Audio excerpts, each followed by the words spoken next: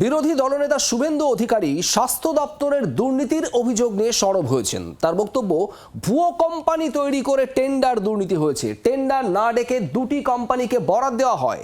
Super speciality হাসপাতালে tender দুর্নীতি হয়েছে অভিযোগ শুভেন্দু অধিকারী। তার বক্তব্য, 2016 সাল থেকে স্পেশালিটি হাসপাতালের টেন্ডার দুর্নীতি চলেছে।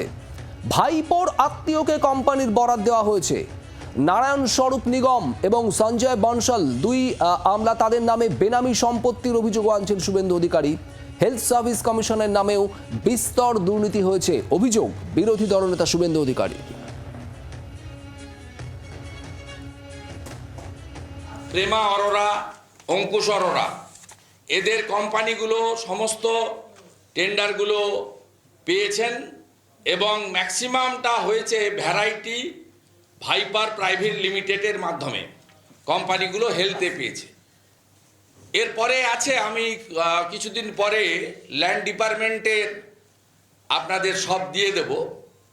তাতে দেখবেন এই পবন অরোরা এবং তার ফ্যামিলি প্রায় 1000 একর জমি তাদেরকে স্যান্ড মাইনিংয়ের জন্য দেওয়া হয়েছে। সেটা আমি অন্যদিন বলবো। আমি হেলথের মধ্যে আজকে থাকতে চাই।